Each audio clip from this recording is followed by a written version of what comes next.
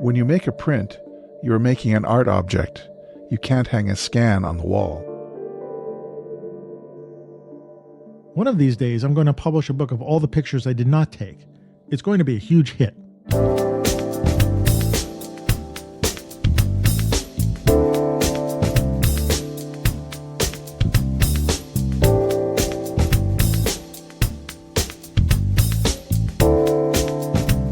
Hey, welcome to the Street Shots Photography Podcast. This is Antonio. And this is Ward. And this is episode 251 for the end of March 2026. And for the area code of 251, which is, what is it? Area code 251. Southwestern Alabama, including Mobile, Baldwin, and Washington counties. And they're in the central time zone. So you guys are listening to us live. Sorry. That makes no sense. Happy same time as you, I guess. Yeah, same time as me. Yeah. But so this was established in 2001. I don't understand. It must have been like extra. They needed. Must have been a split up. The last 25 years or so, they've been splitting up all the area codes. 251. I was looking at that, and I immediately thought of Fahrenheit 451. But I know. It's not that. Well, I would have thought 2001: A Space Odyssey, but that's just me. I bumped into somebody who mentioned how much they hated 2001, and they said nothing is happening in this movie. You fall asleep, you wake up, and it's the same thing that's going on. You didn't miss anything. And he goes, well, what did you like about it? I was having a hard time explaining. It's like, it's a classic. Yeah, what makes it a classic? Well, things and stuff. It's stuff, really apes nice throwing and it's things good. In the air. Mm-hmm. And they made it look like they had, that the Discovery actually had a spinning whatever, produced artificial gravity. Yeah, I still don't understand ambitious. The ending, but that's fine. The book helps Stanley a little bit. It's Kubrick and Arthur C. Clarke. Yeah. It still didn't combo. It didn't make an impression on him. So that's all right. I was like, okay, well, to each his own. I've fallen asleep towards the end of that movie as well. Or if I'm watching it on video, I break it up into two parts. Remember movies? They used to have intermissions. Yeah. And then they'd have the what was the you'd have an overture. That's right. At the beginning of a movie. Which is a lot of music playing, which is everybody getting to their seat, which I think is such a great idea. Yeah. An overture. I think Star Trek The Motion Picture was one of the last movies that had an overture. Did it? Yep. Oh. It played, to the nerds out there, it played Ilea's theme, which was at the beginning. I don't remember that. So, wow. Yeah. Well, actually, that's an interesting quick segue. Did you know I have a giant Enterprise sitting on my dresser drawer? This doesn't surprise me, but no, I didn't know that. I've got the refit Enterprise from Star Trek The Motion Picture. It came from Tomy, Tomy. Yeah. It's a die-cast, mostly die-cast with plastic nacelles, I guess because of the weight issues and making sure they don't sag. It has internal lighting and some external. And it's on a base. Nice base, which is powered by USB, and it lights up when you turn it on. It lights up in the same order as the motion picture. Oh, the movie. The Enterprise was when they're in dry dock. Yeah. And there are these lights that there's a few on the base of it that light the external hull, and they're a little bit not as focused. So actually, I ordered these little lenses so that can focus the light to get these beams on it. The thing is 3 feet long, maybe a little bit more than 3 feet long. It weighs 20-something pounds. It's huge. And it's on my dresser. I don't know where to put it right now. It's not something you can hang up. I'll probably put it in my office here when I figure out some place to actually set it up so I can look at it all the time. Wasn't cheap. But I ordered it. I can imagine. I actually ordered it for my 60th birthday, so it I don't remember you telling that story, but yeah. Well, cool. I think it was a Kickstarter or something, And when okay. I saw it, I was like, it wasn't the original Enterprise, which was the one I grew up on, but the motion picture was the first movie, the first Star Trek movie, and I remember seeing it as a kid. It was 1979. Yeah.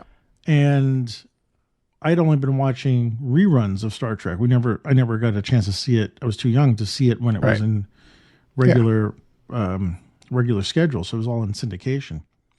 Mm-hmm. So seeing the motion picture was like a Star Trek fan's dream because it was brand new, and it was like seeing everything for the first time and seeing all the characters again, and they're on the Enterprise, and they spent I don't know how long flying around the ship at the beginning, and really showing it off, and then in dry dock they started when they were about to take off. They turn all the lights on. And it's just dun, dun, dun, dun. And to be fair, I think they redid it in. Did they redo that in the same sequence in Wrath of Khan? Yeah, they just redid it. That was Douglas Trumbull. So it's funny that we're talking about this. He did all of that. I mean, we're going off into the weeds here, folks. Yes, sorry. But Douglas Trumbull was the director, and he'd been known. He worked on 2001 and all that. He's very good effects director. And he was responsible for that scene. And he went back, told the model makers, you can't just have the hull be just this flat color. You need to make it look like it's got plates in it and they're subtle color gradation. So it looks like it's a built thing. And right. Yeah. I give him a lot of credit for making that interesting sequence. I was showing my son, I said, let's watch the dry dock, them leaving dry dock, whatever.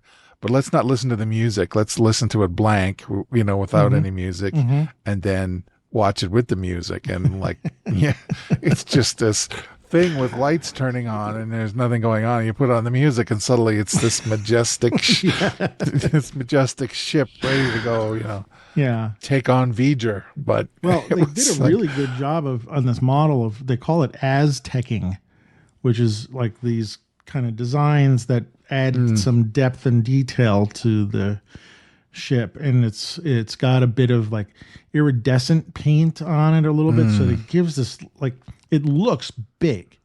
Like for me, I put my face next to it, and I'm looking at this thing, I feel like I'm next to it, and I think that comes from the scale of it, and if you had a small model that was like maybe a foot long or something like that, it wouldn't have that same feeling. This thing's big enough that it just crosses that line. But what I've been doing, to go back to photography for a second, which is what we're supposed to be talking about. Let's try. Yeah, okay. Right. I've been photographing it with my iPhone just because it's easier to do and get around. And trying, I don't have any blank walls here where I could really display it against. So there's, stuff in the background.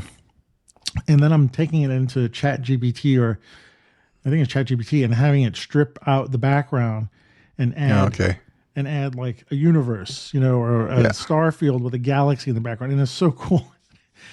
And it reminds me of the times when I was like a kid, when I wanted to photograph models and stuff like that. And I couldn't, the only way I could do a black background or a star background was to buy some black material, poke holes in it, and then shine lights through the back. And it looked, it looked like a black material, holes punched through the back.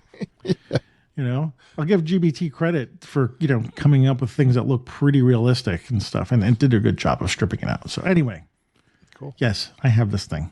So that's since the last time I think we talked, or whatever. Anyway, get that motion picture stuff out of the way. So what's going on?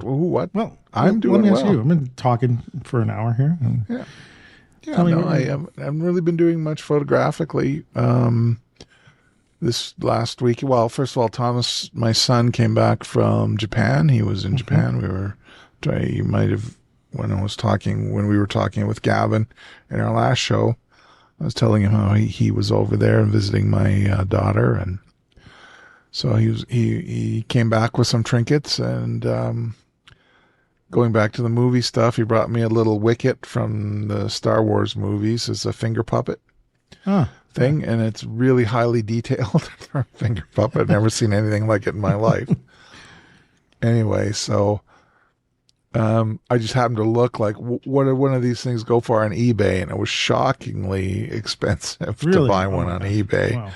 But it was just part of a grab bag, like a like a whatever you call it, a blind bag. Oh, He was yeah. buying in one of the stores, Did he so it was photograph kind of it? a windfall. Did he what? Sorry. He photographed, yes? He did. He was disappointed in his street work because street work is hard. And Mm, so this was his first real like longer project. I think he did maybe about 300 frames. I think he kind of lost interest after a while was he able to when he find wasn't another battery for the camera? I think he just gave up and he was fine. I mean, he didn't shoot much more than 50 or so frames a day when he was shooting. Mm-hmm. So Oh, it was never really an issue, and he would just plug it in when he got home, when I he got see. back to the Okay. hotel and so on. So, but I mean, I think I told him to just upload them and don't look at them, and Mm-hmm. Come he back can to see them what he's later. got later. Yeah. Yeah. It's probably one So of those things you can come back to it way later and maybe he, yeah, he might be surprised at a couple of things or things might rise to yeah, the that's surface. what I told him. He showed me one that was pretty good. That was kind of in the Moriyama theme, where Oh, there's yeah? Oh, two gentlemen's like just their heads filling the frame, but out of focus, and with the background in focus. It really has some drama to it. yeah. So, and it's very, very much in that kind of mold. And we shot at night, and so the X20 doesn't really focus well at night. So It's a bit of a struggle with that thing. it's Yeah. a struggle. So, Yeah. but he's living and learning, and he wants to go back like I do. So Sounds like everybody, one of these days, a lot of people I've talked to about Japan want to go back. yeah, Yeah. it has that pull. It's a different energy there, Yeah. different human energy.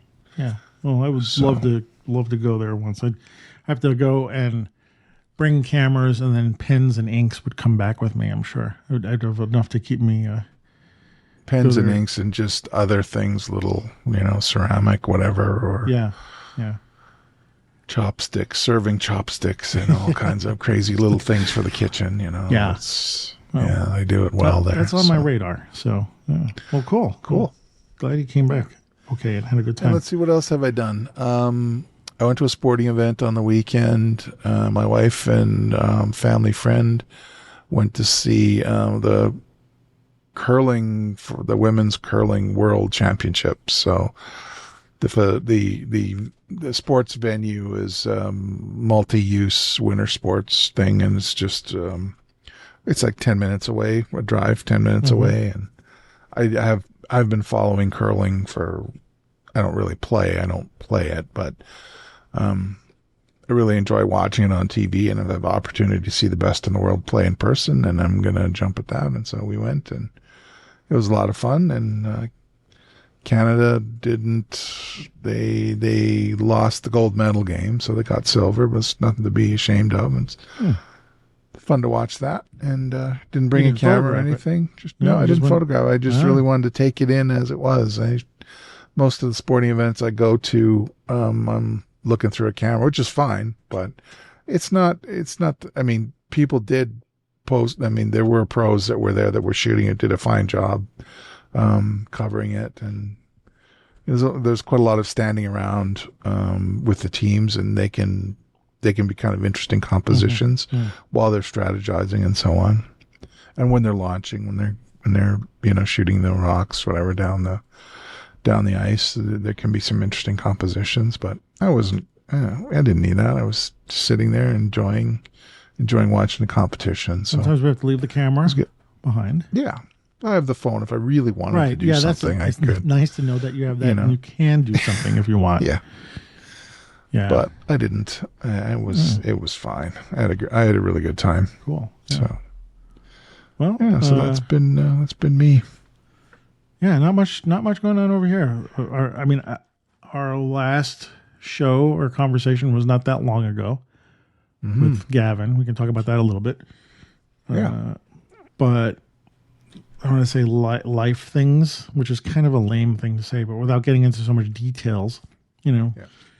I haven't. I did go. I don't know if I mentioned this. Did I mention going to see the Sandhill Cranes in the last show? I think you did, because I remember saying that I grew up just a mile away from the migration route further north. Okay.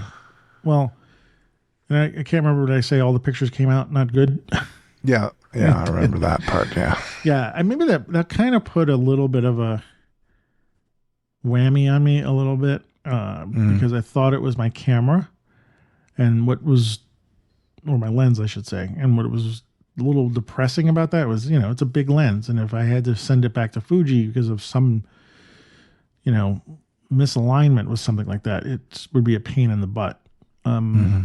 It didn't seem to be that, because I did use the lens in my backyard, photographing the birds that are coming around now. And it was fine. It was sharp. It's, so there's nothing wrong with the lens. So I don't have an explanation as to why it was the same camera. You used the same camera in the backyard? Yeah. And it was with Fuji. Wow. They're supposed to be, I know that there's a lot of, not controversy, but a lot of opinions about the AI focusing software in the Fujis, about whether or not, I used the bird one and would it lock onto the birds properly. And I was thinking, well, sandhill cranes are birds. So, yeah. And I saw the little blue, the green squares covering out, getting everything. And it was like I was photographing through, it did look like an optical error.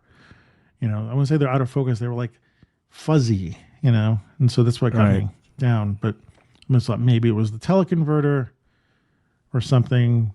So, and I still haven't figured it out. But the nice thing about that was, I guess I get to see the cranes through a telephoto lens. So I got to see them really close up, like using binoculars. But that kind of, I don't know, I've sort of put a damper on things. I flew a drone a couple times. I don't know if you've known this, but people who are, we're having a very strange end of winter. In the past few days, it's been like summer here. Right. So, and I mean summer. And we've had all those winds, and, a big chunk of the western part of the state was on fire. Apparently it was one of the largest wildfires ever recorded. Some hundreds of thousands of acres burned. Well, we didn't get the smoke here, but so yeah, not much like going out and grabbing my camera and doing a lot of stuff, which is okay, I think. Yeah, just grabbing some snapshots or something like that. So not a ton of this. More sort of thinking about, and we can talk about this a little bit later, but coming back to my website and trying to get that sort of finished. There's a bunch of stuff I want to add to it, so maybe we can talk about that. But I would like to, what was one of the things I wanted to say? I have been using my photo journal, so I have been firing that up lately. Okay. I figure if I'm not taking pictures, I could be looking at other people's photographs and trying to, work out what it is about them that I like. And I immediately pasted in a grab of the photo that I was talking about with Gavin on the show last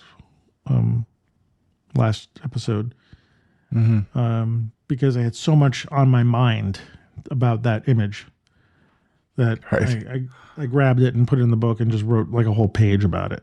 I ended up taking a snapshot of it and sending it to Gavin. He was like, "Oh, you got good handwriting." I was like, "Thank you." Yeah. And he said we're going to do the print exchange. He recently figured out what picture of mine that he wants, which is kind of cool. It's something I took in Brooklyn. So I'm going to get my printer fired up and do that. But I wanted to, one of the things we didn't talk to him about on the show last time was, because we were talking about so much stuff with him. Yeah.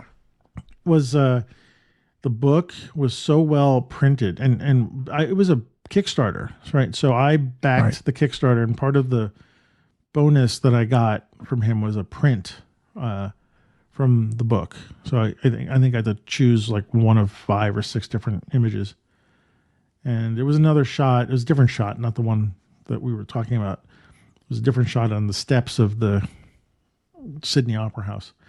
Mm-hmm. And when I got the book and it came with the print, and I put the two side by side, the page that the picture was printed on and the print, they were exact.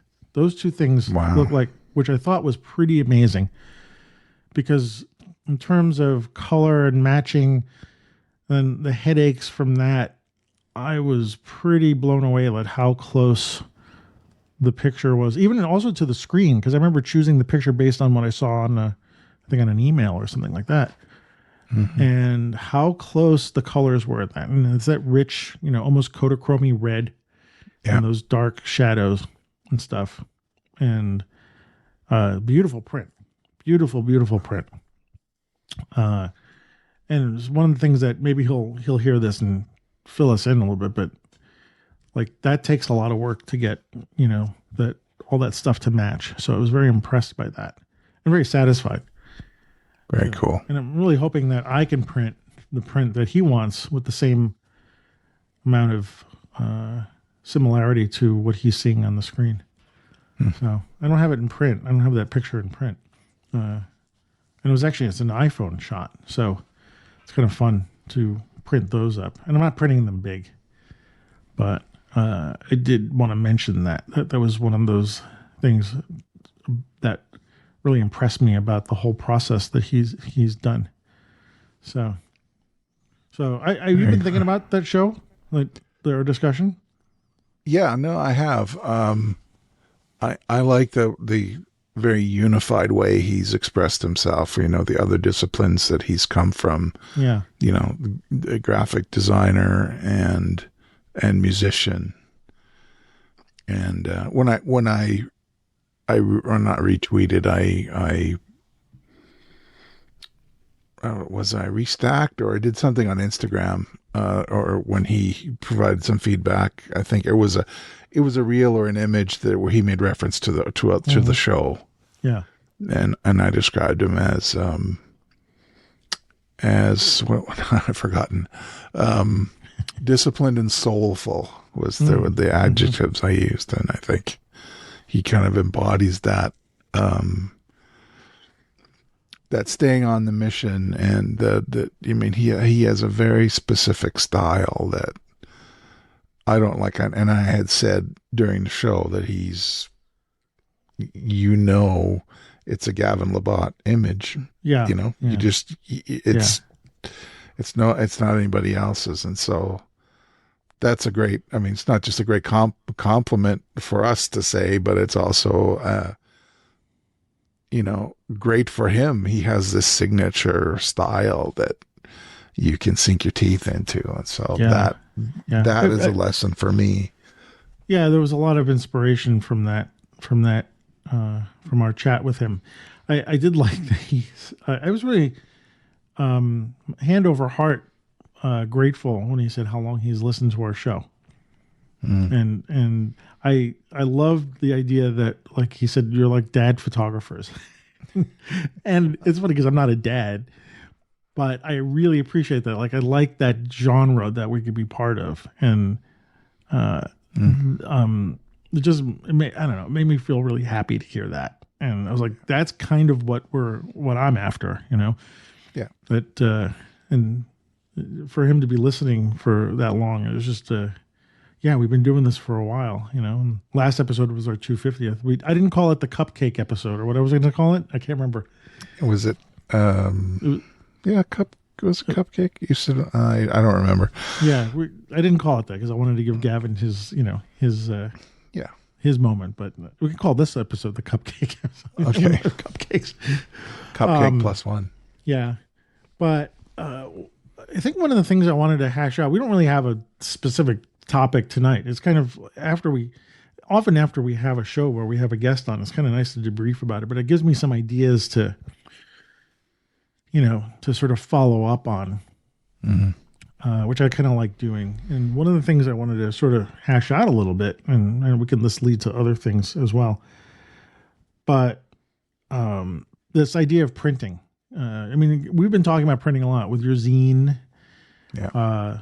Lately, I begged you for your files so I can kickstart my zine. Were they any help? Because there's when I was Well, they looking might back be. at it, it was like a lot of steps. I Well, forgot. thank you for all that. Just for everybody to note, I asked Ward for his files from his zine that he did because I figured if anything, it'll just give me like if I'm looking at them, I can figure things out a little bit rather than having to like you've done all the legwork already, and so I can sort of ride on your coattails, a little bit.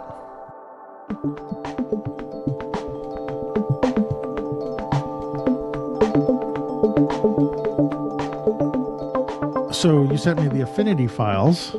It sounds like a movie. The Affinity files.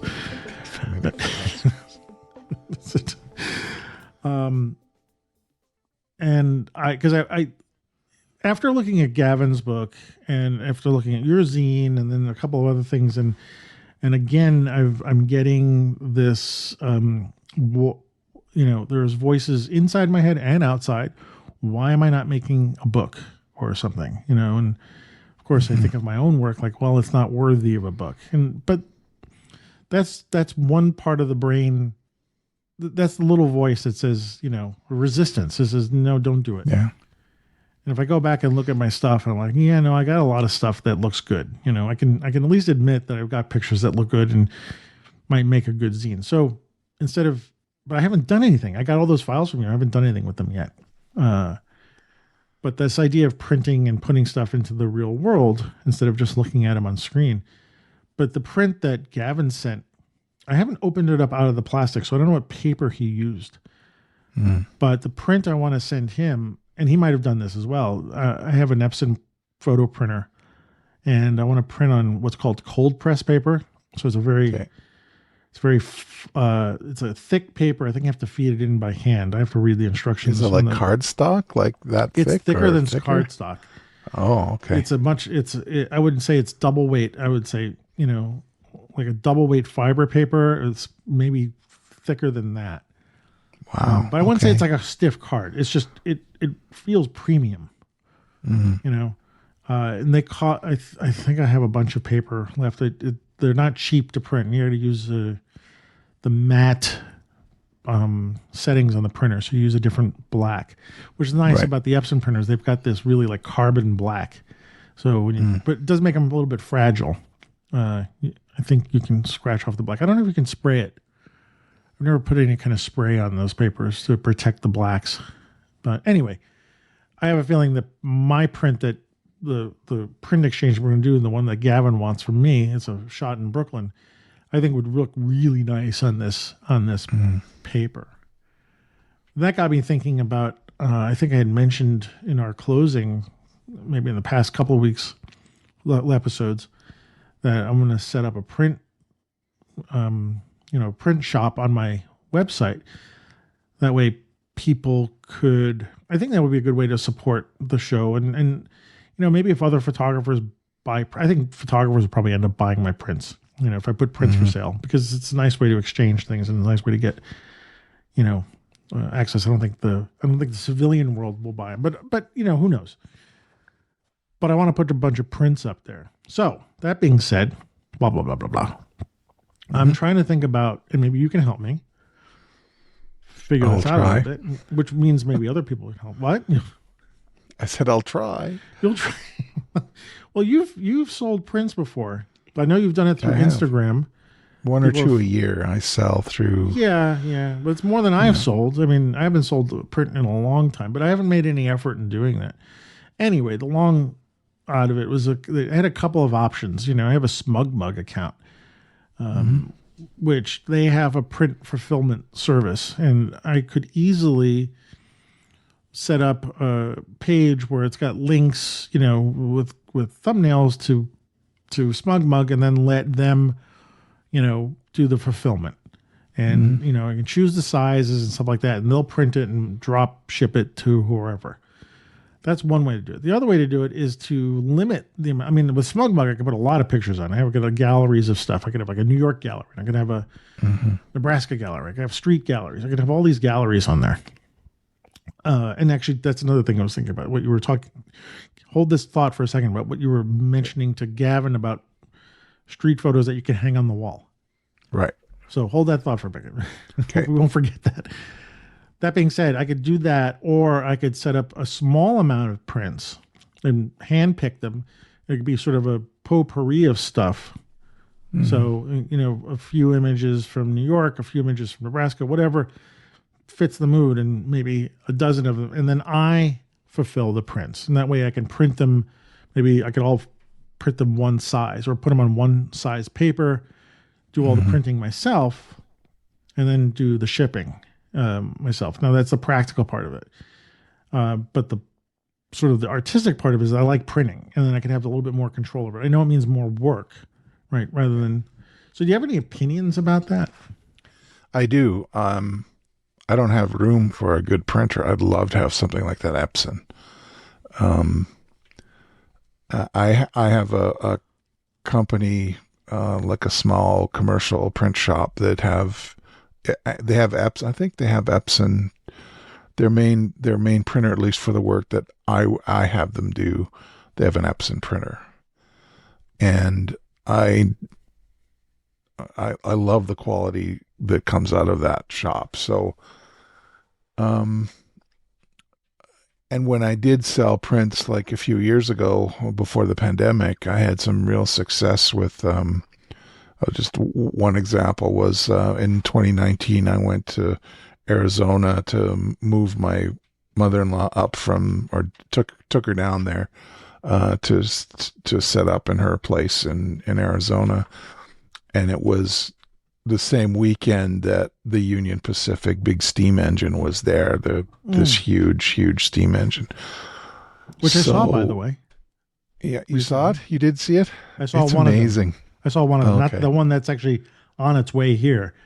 I saw one that was on display. But anyway, sorry. Okay, no, that's all good. It's amazing. It turns you into a railway nerd. I was a railway nerd, or a locomotive nerd, steam locomotive nerd for about 3 weeks, just so that I could understand what I was looking at. So I could BS my way through a conversation about that particular steam engine, but I know nothing else. Anyway, so I took these pictures, and I'd sold a few of them to a couple of railway enthusiasts, and through Instagram and through my website.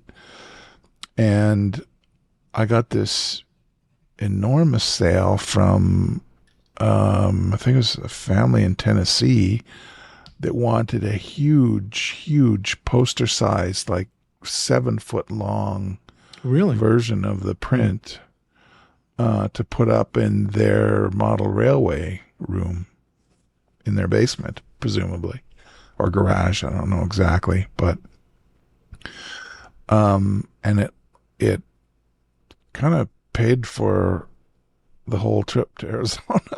Wow. Like it was huge. I mean, it was, and this shop was able to fulfill that for me. So yeah, there'll be no way you could do that on your own. No, obviously. No. So I sent them a big rolled up tube of the image and sent it off to them.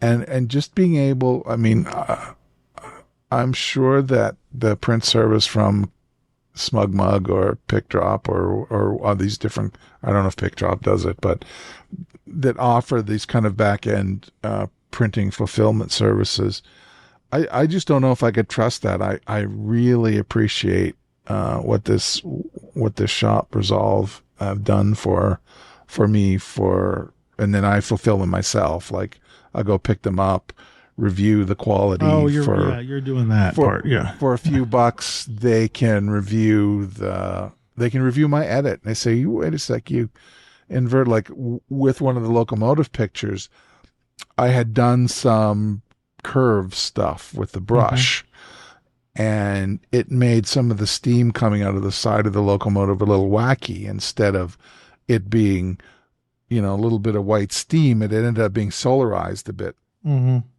And the technician said, "This looks a little weird. You probably want to look at this." And so, for $10, you get a review. You send them an updated, Adobe 1998 TIFF kind of, the color space. It was, even though it was in black and white.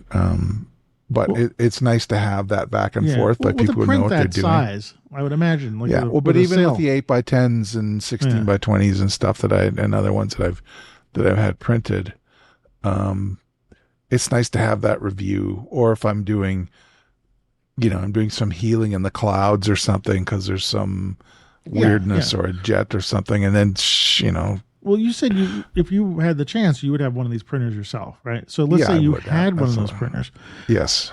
right? Would you be putting up a selection of work, like, or would you offer a whole Yes. entire catalog? Well, I mean, not a whole I would entire do catalog. both. I would have because uh, because lately, I think you and I both have ordered things, and like you get a small print. Like I got ordered a book from Tetsuo Suzuki. Mm-hmm. I ordered it when I was in Japan, and it just arrived a month ago or so. Um, and there was a signed inkjet print, like a Mm-hmm. 5x7 that came Yeah. with this book Yeah. that I ordered. And what you're saying about the idea of just offering a selection, I think that's a great idea. So I'd offer both. I mean, I could set up my because I do fulfillment already with a zine and stuff. It's no big deal, and I already have fine print sales of works that I created that I have the TIFF files ready to go, and all I have to do is fire them off Mm-hmm. to my print shop, and then they can print it, and I know that the quality is going to be good because Mm-hmm. I've done all the adjustments for it. And that's what's in that on the shop page Mm-hmm. alongside the Mm-hmm. books, right? But I mean, it hadn't really occurred to me to offer it maybe in smaller sizes, and then maybe set some things up. Like I got pictures of not of Yosemite, of Glacier Park in Montana and Wyoming, and just these different sort of landscape pictures that I Mm-hmm. really don't know what to do with. If I went back and reviewed them, maybe they'd be interesting to set up or to offer as a diptych or a triptych or Yeah. something like that. You're making me think about it, and at a smaller scale, because you were talking about what street work that you would hang up on the wall. Well, my Well, street work is not well, particularly hang on to that for a interesting that second. I way. just want to come in for Yeah, one moment but about all I'm that. saying is, like, Oh, there's an opportunity to make to make print sales based on other work that I have that I hadn't really considered. yeah, yeah. That would hang up on walls or be part of decor or whatever. I mean, I'm not a snob that way. If you want a picture of some canyon wall of Horseshoe Canyon, Horseshoe, what's it called? Horseshoe Bend, Mm-hmm. that I took tons of pictures of Horseshoe Bend, and they would look great as smaller prints. You don't need the giant thing. But anyway, Makes what were you going to sense. say? Well, I was going to say that I mean, one thing I thought was that you can, like, when you walk into a store and there's so many choices that you almost are like a deer in headlights, right? Yeah. And so I thought, well, if I put way too many pictures on my store, I think it's almost too much to choose from, because I've got a lot of pictures that I think are saleable, or printable. Mm-hmm. And I thought, well, I could do that, but I don't think I'd want to, have someone scroll through my site and look at all these pictures. Like, maybe I would offload it to SmugMug and with a catalog there, and then just let them deal with it. I mean, that was the one thing. But I thought, if it's going to be on my site, I want it to also be, it's almost like a portfolio page, Yeah. Because if someone came and looked at it, it would be some pictures that are in my portfolio, some that aren't, because they don't fit into the category of my portfolio, but they'd be like more, hang on wall style images. Yeah. Yeah. And so I was kind of leaning to that, because I mean, I know the print fulfillment myself, which means printing on my Epson means I have a little bit more control over it. I can ship it out. I could sign it. If I limit everything to the same size, I mean, the same size of paper, not necessarily the same size of print, but like offer the idea that if you want something larger, we can talk about it, because then prices will change, and manufacturing of that print will change, whether it's finding a print surface here that can print larger, or doing it on my printer larger or whatever. But it would require something different, I probably wouldn't go smaller, paper than an 8.5 by 11, so letter size stuff, but the image would change sizes depending on the aspect ratio. You know what I mean? Right. Yeah. But I was thinking that maybe having maybe a dozen on a page, that would be my print shop. And I was getting this idea from another person who I'm friends with on Facebook, who's a photographer, who just posted up he's putting up a print shop, and he photographs a lot of food. It's really good food pictures. I've been thinking like, wow, these would be great prints. And he's describing how he's printed them. Like, to me, they just sound like inkjet prints written in artsy speak. Sorry if he's listening to this, but but I got this, that he had like maybe a dozen or 10 or 15 on his page. And that's kind of what I was thinking of, because right now I was like starting to put stuff on SmugMug and put a gallery up there. But then I just thought maybe that's just too much stuff. And if someone would want more pictures, maybe I could send them a selection to keep that door open. But so anyway, I wasn't sure what direction we're going. I think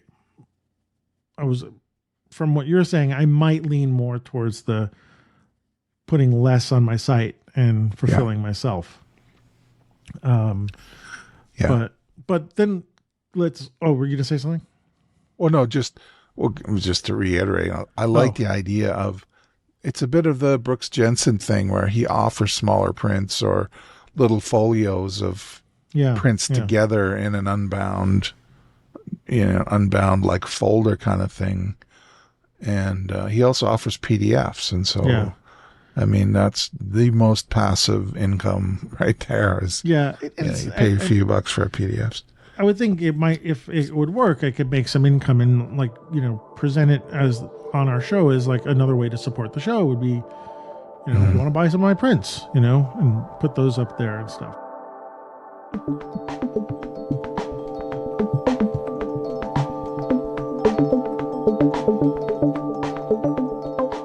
To go back to what I said to hold on to before, you were talking about Gavin's work being the kind of street photography that you can hang on the wall. Yeah. Right. Can you expand on that a little bit? Like, it's easy to say, but what is it by that you mean? And how does it differentiate between street photography you don't put on the wall? Like, can you... Oh, okay. Like, first of all, most of my work is black and white. And so that, I mean, as much as I love black and white photography and I'll do it till I croak or whatever, it requires a certain, I don't know, expectation of the viewer or whatever. And when you're doing something that's home decor, black and white, unless you're a collector already, or a photo nerd like you and me, where I've got in our living room, we've got these things called frame rails, and they're just basically these rails, and you stand up prints and things and family pictures and art pictures and whatever you want, and it's this hodgepodge of stuff to look at. It's a different expectation of some image being a centerpiece. And street images, or at least the direction I'm going, especially with the Japan pictures, they would not necessarily work as individual images, just up on the wall by themselves. Either the content is too dense or too, how do I put it? There's a drama to them that is a little bit much, and it wouldn't vibe with what's going on in the room that it's in necessarily. I mean, there's all different kinds of ways it could, but it's not very likely. And there's a human component and a density to meaning and all that kind of stuff. You gotta work to extract what you're looking at, right? With Gavin's images, there's just such a strong graphic appeal. It's like there's color here, color there. There's the aluminum of the bench. There's the flash and the how do I put it? The appeal of it, of his images, that work so well as a statement, as just a single image that can stand on its own, that you can see the graphical aspects of it. Things are easily identifiable in the images, and there's a symmetry and um, a balance, a graphical balance to them that, you know, But do you think that Gavin has anything brings to do with to it his being craft. color or black and white? Oh yeah, Or well, just, color. Yeah, I guess I meant to do that. I was going to compare black and white and color, but yes, color definitely. Blue sky, red, yeah. blue. But I can think of a ton of awesome black and white pictures that share some of those same graphical characteristics that you're talking about.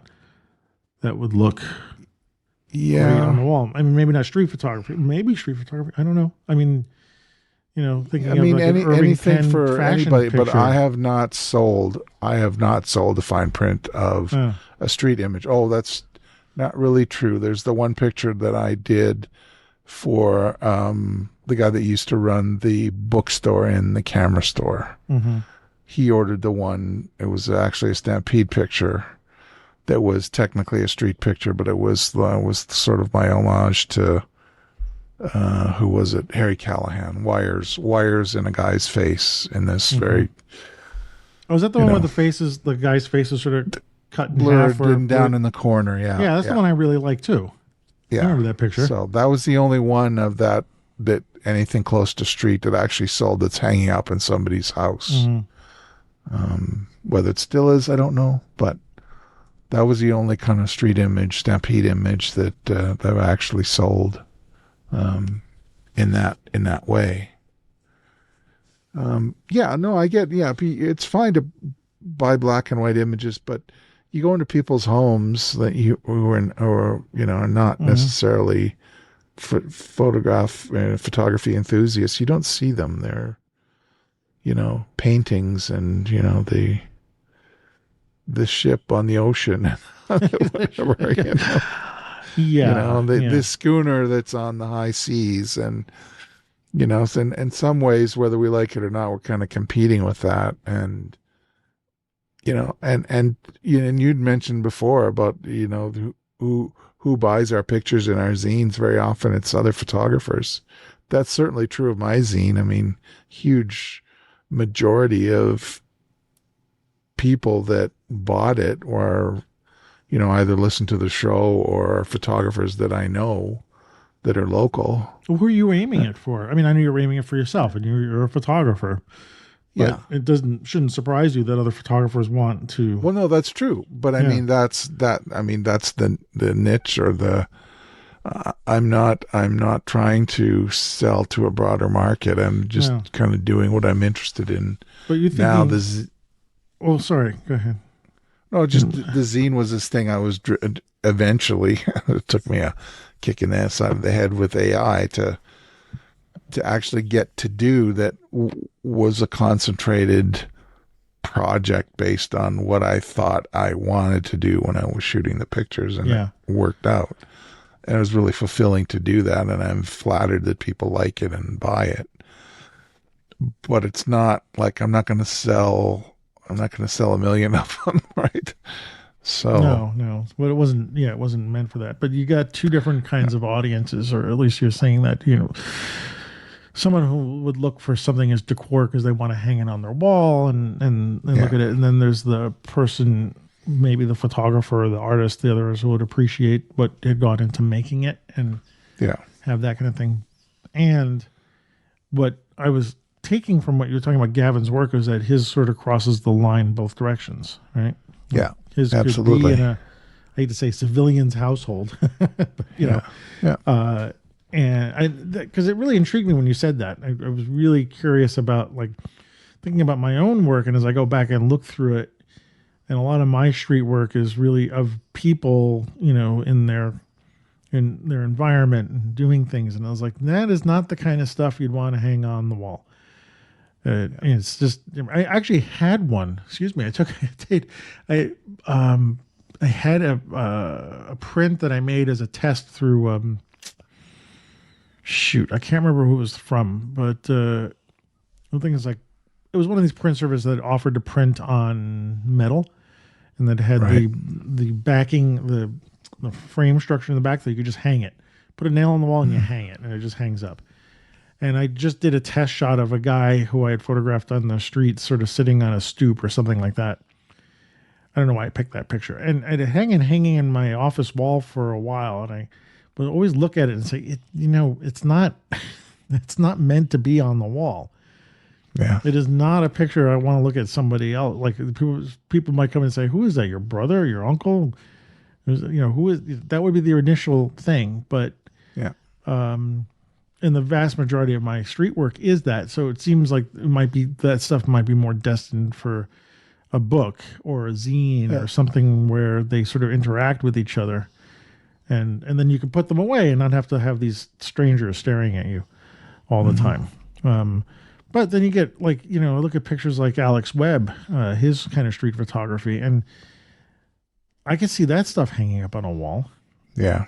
And I don't know if there's definitely a fine art spin to them. Yeah, absolutely. Yeah. And boy, I wish I had my eye had access to that kind of thing, because I would love to shoot like that. But that's just, I'm fine the way I'm shooting. I'm happy with the work I do. But to be able to offer that kind of work as also print and fine art, that would be a lot of fun. That being said, I think you could easily have, I can think of black and white work across the board that would sort of fit on the wall, but it just, for me, it couldn't be these really personal looking pictures and candids of people, at least in the way I photograph it. So, yeah. No, I'm definitely cool with that. But just to go back a little bit about, the sizing, I think I would be fine with printing or having smaller images like 5x7 available for people to do with what they want, and then offering, like, I can definitely see Gavin's images being in diptychs and triptychs, like because they're horizontal. I could see a wall that's got 3 of his images, related, because his style is so strong, and I could see them interacting with each other, definitely. So it's definitely something to think about. Yeah. Well, it's something I probably should have done a little bit more of during the winter, because it's a nice time to sort of circle the wagons and start thinking of the print shop. And because now is the time when I'm going out, when the weather's getting better, and I want to photograph a lot more. So, I'm going to put that up at some point. I do want to make a zine of my stuff, although I realize a lot of my stuff is square format. And I like your format of having full bleeds. So I'm not sure how much of the stuff I could work with my photographs in a 6x9 format. And I'm not a big fan of a square zine. I don't know why. It doesn't feel right to me or something. But you could look at a horizontal presentation. That might be interesting. I'm not even a big fan of that either. No. I mean, there's something about a magazine in that vertical upright format that feels right. So I'll have to think about that.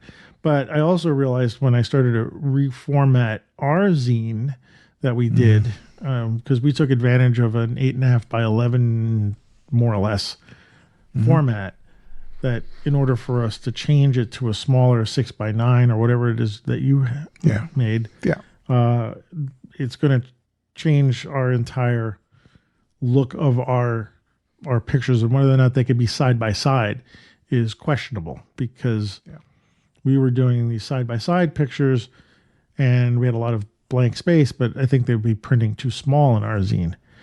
So we would need to rethink that, but I want to do that because I think it's worth it. I mean, I say about 6x9, it's 2x3, right? It's a 2x3 aspect ratio, it works. It fills in the frame, a vertical frame. For vertical, but we have a ton of horizontals. No, horizontal, yeah.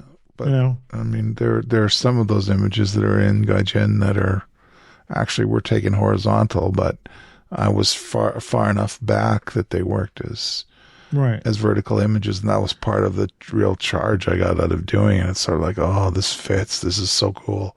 Well, what kind of solution would you say would be in the making if, like, we redo our zine, but we can't have our pictures literally side by side? We'd have to have them one after the other. Would we then do different images, or do images live in a linear format rather than a side by side? Do they fill that? Because you've had experience with this now. Yeah. And so, and I think you've got a lot more experience with books. I would try first to see in what images we have. We'd have to go to other images, I think, that'll work work vertically. And it'll be a completely different feeling. I'm sure it will be. Well, I was saying rather than have a double page spread, like of a single image. You know what I mean? Well, we do that too. We could do that too, but right. I think the real hit is the side by side, and so I get that. But the side by side, yes, definitely takes a hit. But can they then live as a linear story, like one picture follows another? Do they have a similar impact together, or do they have to? Because they would all, like, I'm guessing all the pictures would then be linear, right? We'd have sort of a there would when we have pictures side by side, they stand on their own, right? You open it up and you've got these two left and right pictures, and they're there together, right? And then you go to the next page, and the next page doesn't necessarily have anything to do with the previous page, right? Right.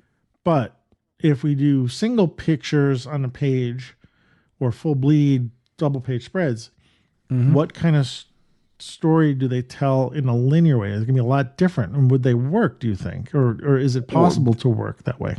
Well, my gut tells me there would have to be some kind of graphic relationship between the single images on the 2-page spread. You go from one page to, one spread is, let's say, your picture, and it's got some kind of graphic thing going on. You turn the page and, like, oh, look, I think there was a like, oh, this is a story. Like there would have to be something, I think, graphically related to the image before for you to I see. Piece them together. So it will be a different way of looking at them, but you can have a connection because you've got sort of a liminal image in your eye as you flip the page.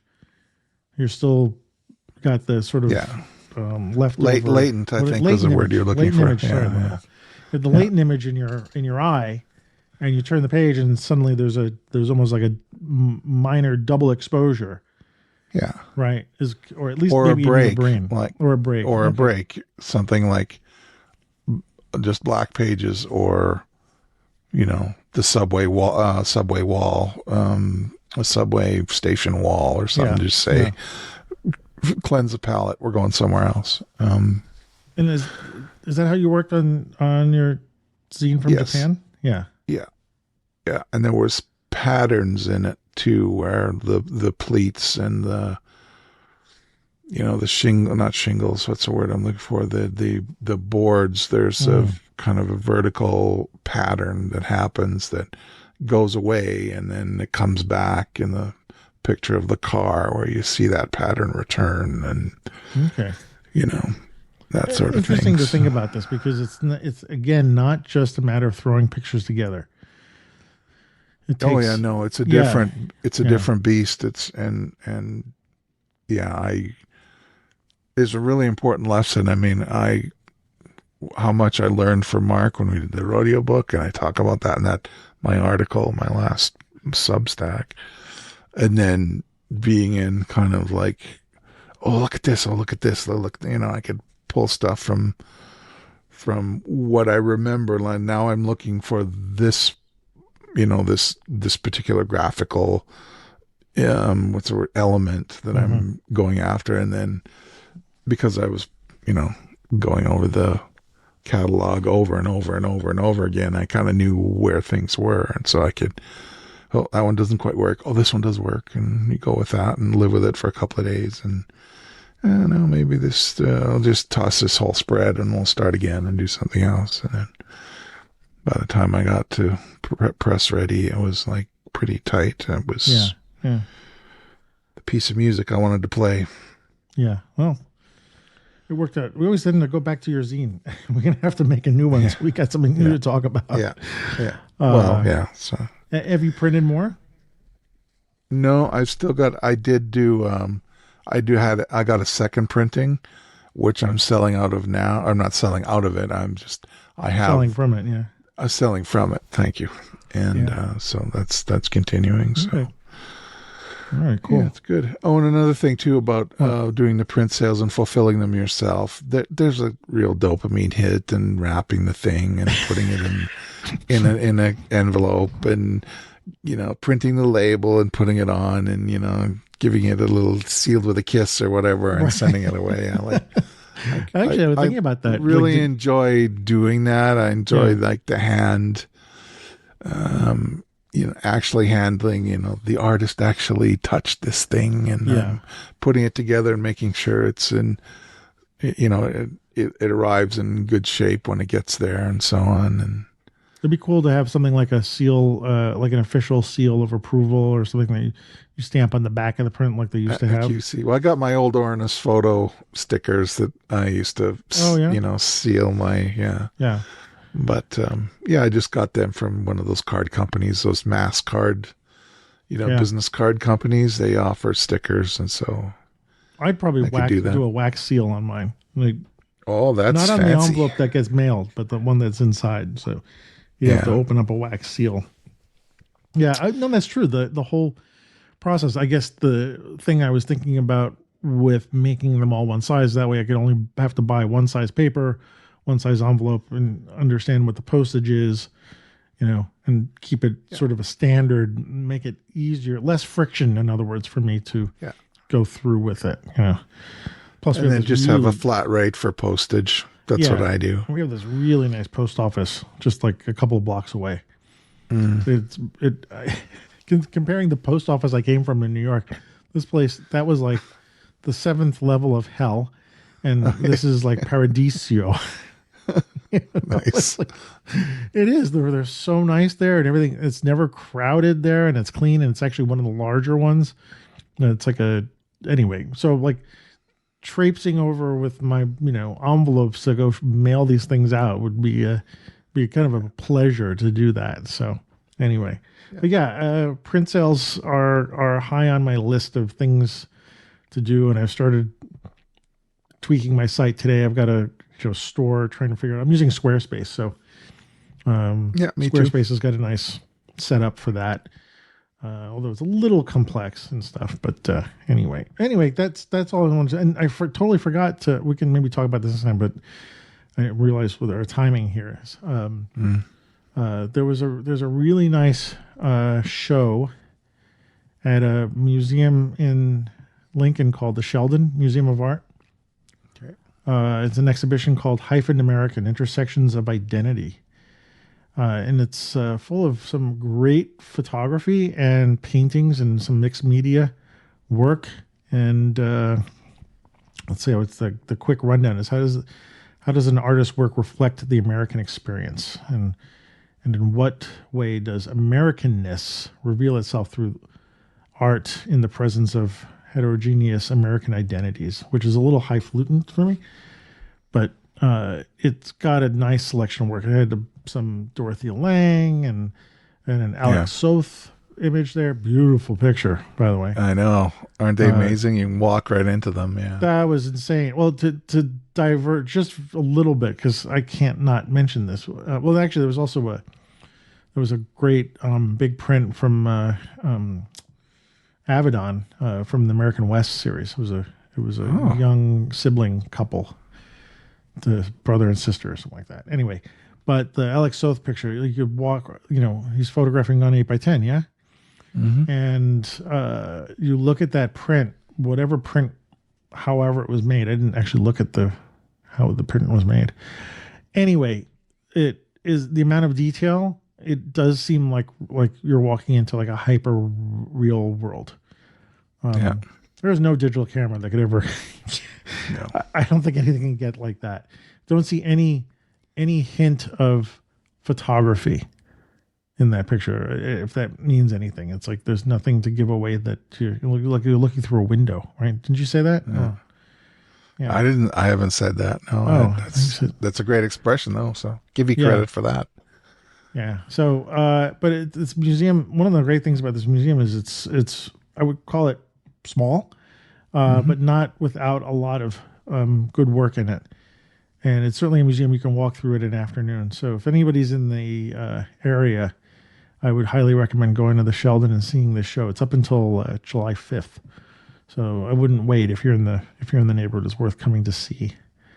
And just that museum in itself, it's really kind of a cool designed museum, made in, I think, in the 60s or 50s or something like that. It's got a bit of this, I don't know, European style to it, but it's also like mid-century modern kind of thing. So it's really kind of cool just to walk through it. Yeah, so I definitely wanted to mention that. I don't know much more about the show to talk about. It's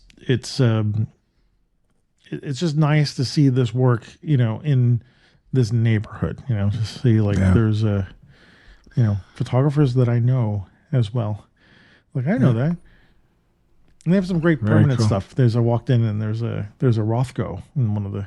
Oh, wow. Yeah, there's a Rothko and there's a shoot, I already forgot. Well, obviously there's a Norman Rockwell.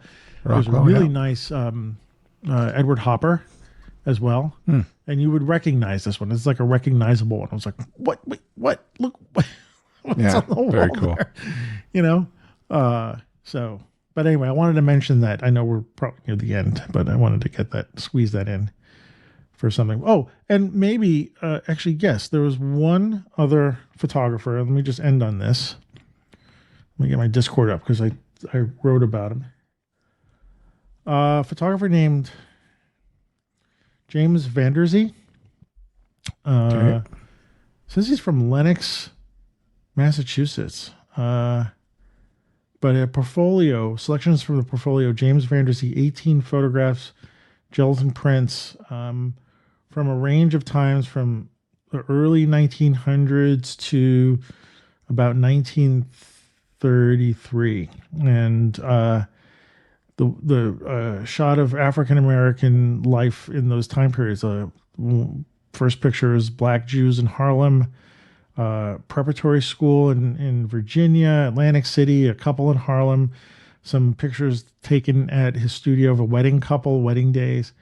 I've never seen this guy's work before, although there's a picture that I kind of recognize. But so I think we need to do a deep dive on this gentleman's work because it crosses. There's just a lot in there.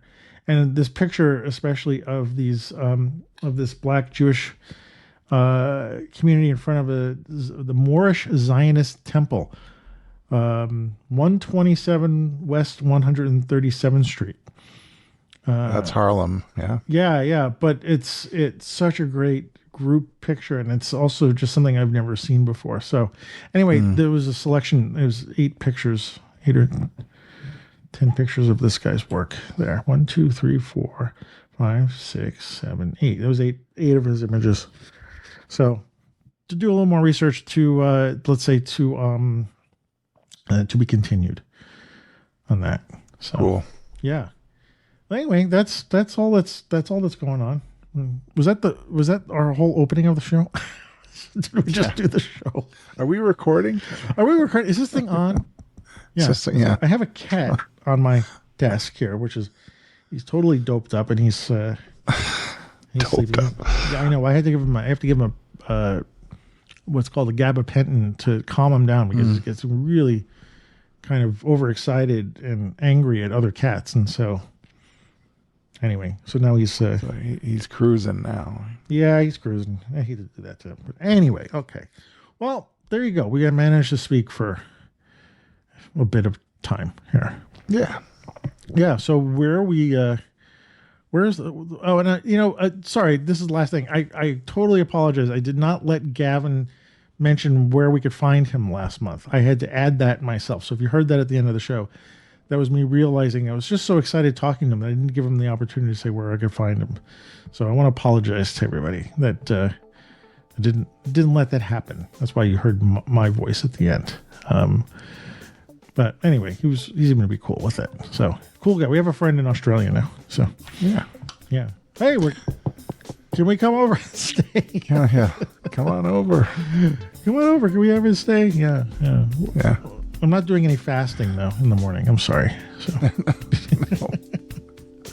But no, good sir. for you. Yeah. Anyway, where are we getting you in this where you world can that we find live in? me on Vero, Twitter, and Blue Sky at W Rosin Photo on Instagram, which is where I've been putting everything. And I did put about a half a dozen pictures of my New York trip where I visited you. So I put those up just to pass the time a little bit and reflect a little bit on that trip. They're on my Instagram at Ward Rosin Fine Art. On Facebook, you can find me at Ward Rosin Photo. And my website, as always, is rosin.ca. That's rosin.ca. And I'm still selling the last few copies of the rodeo book, Between Dust and Sky, and my zine, which this will be the last time I'll mention it tonight. Gaijin, which is available there or ever. Okay. Stop talking about it. Yeah. What about you, Antonio? Where can we find you on the internet? All right, Blue Sky at AM Rosario, Instagram, AM Rosario Photo, my website, which is where I will have print sales coming up probably in the next week or two. By the time this comes out, I should have them. amrosario.com. And I do put a lot of stuff on Facebook because I'm one of those people. So it's facebook.com/Rosario Photo. And let's have you guys subscribe to our Substack. Which I love the way you described to someone in an email you sent. You mentioned that our Substack is like backfilling our episodes. And I love that description. And so, I mean, like your article about your zine, what did you call it? The 1.4%? The 2.4% solution. 2.4% solution, which is a play something on like that. The 7% solution. Yeah, for those, we'll let people look that up. That's an interesting word. But you got a lot of really good feedback on that and a lot of good engagement. Mm-hmm. And I was really happy to see that people were took a lot from your article, and so did I. So cool. Well, anyway, our Substack is streetshots.substack.com. Join us there to get backfilled on our episodes and our thought processes. All right, yeah. And if you want to support a show without having to buy a print whenever it comes up, you can buy us a coffee at buymeacoffee.com/Antonio Rosario. Yeah, and it'd be great to great to have some honorary producers join the show. Like Gavin back in the day. Yes, by Gavin back in the day. He was an honorary. Yeah. It's fun. It was so fun to have. I love when that happens, when we have someone who's part of our listens to us and then we hook on to them. And I like that. That's happened a few times and I really enjoy that. And it really is I love that. Again, I'm grateful that there are people who listen to us who find excitement and inspiration from just us talking back and forth to each other. And I like it because then I get inspired by them as well. So there's a bit of a feedback loop, but I think it's absolutely. It's not an echo chamber, I don't think. So anyway, well, that's it. I'll see you. Thanks for joining tonight. Yeah, it was a last minute. Always a pleasure. Kind of setup, yeah. But thank you. And for everybody else, hang in there. I know in the southern hemisphere you're starting to go into winter, so let's hope you guys manage that okay. And then up here in the north, we're going into drought and going from mud to construction. I think is the next. Yeah. Yes. Yeah. Anyway, well, we'll see you all in a couple of weeks. And Ward, have a good night, and talk to you later. You too. Good night.